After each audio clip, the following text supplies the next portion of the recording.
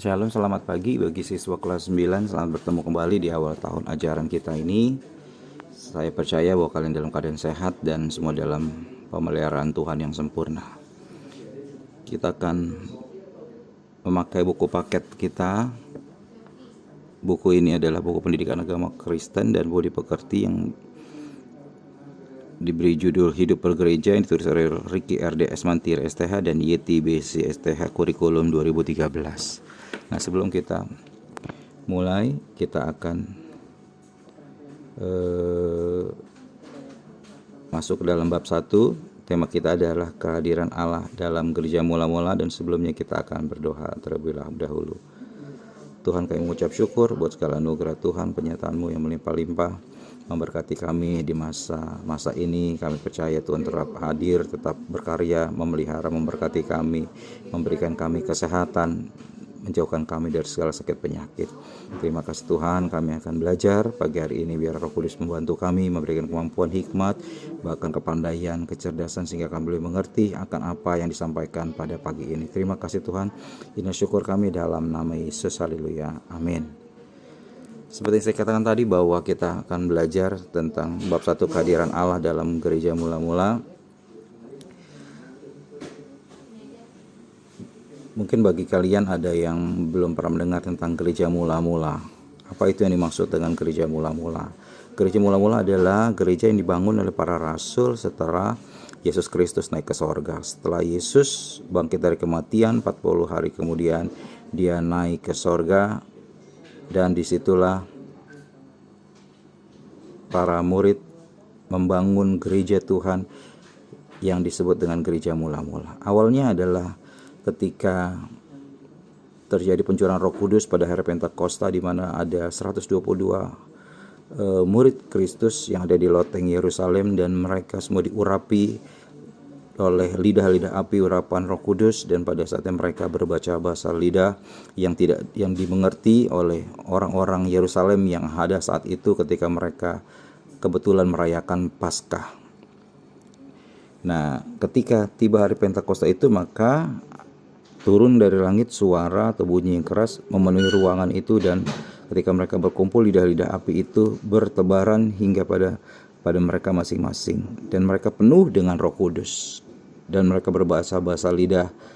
Dan peristiwa ini adalah peristiwa yang menjadi penting sekali bagi orang percaya.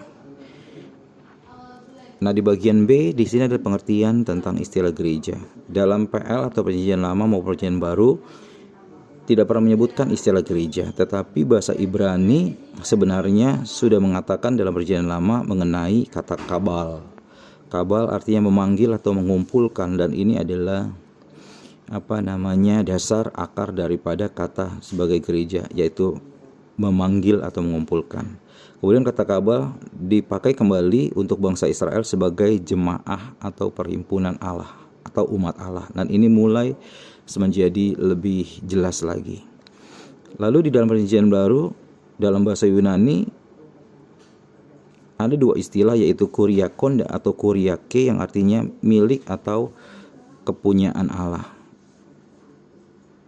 Kata lain dari bahasa Yunani adalah eklesia, yang berarti berarti keluar, dan kaleo berarti dipanggil. Jadi eklesia adalah orang-orang yang dipanggil keluar. Keluar dari apa? Dari kegelapan dosa kepada terang Kristus yang ajaib. Lalu ada beberapa bahasa yang mengartikan sebagai gereja, seperti misalnya Kirche dalam bahasa Jerman, Kerk dalam bahasa Belanda, Igreja dalam bahasa Portugis, English dalam bahasa Perancis, Church dalam bahasa Inggris, Kyokai bahasa Jepang, dan segala macam bahasa lainnya. Nah, dalam bahasa Indonesia disebut gereja berasal dari bahasa Portugis yang tadi igreja, yang berarti persekutuan orang-orang yang telah percaya kepada Yesus sebagai Tuhan dan Juru Selamat. Jadi igreja berarti persekutuan orang-orang yang telah percaya kepada Kristus sebagai Tuhan dan Juru Selamat. Jadi gereja adalah persekutuan orang percaya yang telah dipanggil keluar dari kegelapan dosa untuk tinggal dalam terang Kristus yang ajaib, yaitu Kristus sebagai milik kepunyaan Allah yang hidup untuk memberitakan Injil. Kemudian ini yang bagian C adalah jemaat mula-mula. Bagaimana cara jemaat hidup mula-mula? Mereka hidupnya seperti di dalam Kisah Rasul 2 ayat 41-47, penuh dengan saling rasa tolong-menolong. Mereka saling berkorban satu sama lain. Mereka menjual harta mereka, menjual rumah mereka, tanah mereka, lalu diberikan kepada para rasul untuk dikelola, untuk mereka memecahkan roti, untuk mereka makan bersama dalam perjamuan kasih dan sebagainya. Nah, jemaat mula-mula itu hidup dalam ketulusan. Mereka berbagi harta mereka. Bagi mereka saat itu kehidupan bersama berdasarkan pengajaran para rasul adalah kebutuhan utama. Jadi kebutuhan mereka bukan hanya makan dan minum, tetapi juga pengajaran-pengajaran yang benar dari rasul-rasul Kristus. Mereka haus akan pengajaran, dan mereka semakin hari semakin banyak. Dan mereka sehati dan tekun berdoa. Setiap hari mereka juga berkumpul, belajar berdoa bersama-sama, dan banyak mujizat terjadi pada saat itu.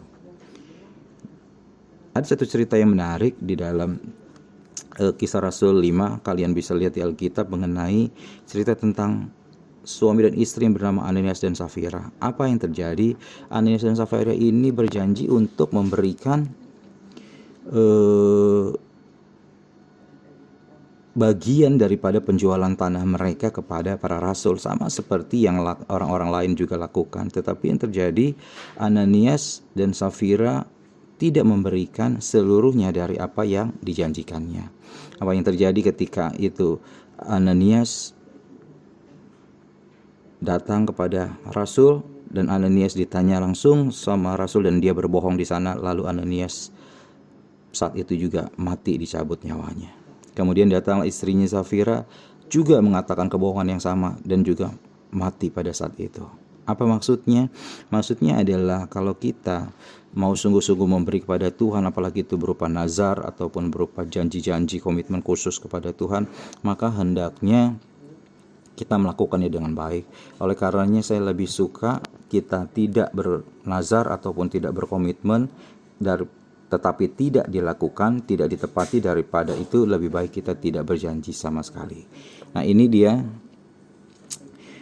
yang kita pelajari daripada jemaat, cara hidup jemaat mula-mula. Kemudian di dalam pembagian tugas pelayanan juga mereka membagi di dalam tugas-tugas masing-masing, tugas pelayanan. Yang pertama, pembagian tugasnya adalah rasul. Rasul artinya utusan Allah. Ke-12 murid diutus untuk melakukan pekerjaan Tuhan, yaitu untuk memberitakan Injil. Jadi rasul tugas utamanya adalah memberitakan Injil sesuai Matius 10 ayat 1 dan 2. Kemudian ada presbiter atau penetua. Di dalam gereja Tuhan juga mulai ada penetua ataupun orang-orang yang dituakan, atau yang disebut dengan presbiteros, atau seorang yang dituakan, yang berpikir secara matang atau sepuh kalau bahasa-bahasa hari-hari ini. Nah, tiap gereja mempunyai seorang penetua. Di gereja kalian juga pasti ada penetuanya, majelisnya, atau apapun namanya yang disebut sebagai penatua, presbiteros. Nah, dan yang ketiga adalah diaken. Diaken berasal dari bahasa Yunani diakonos, yang berarti utusan atau abdi daripada Allah, utusan pelayan rumah ataupun pembantu di dalam upacara agama di dalam rumah Tuhan.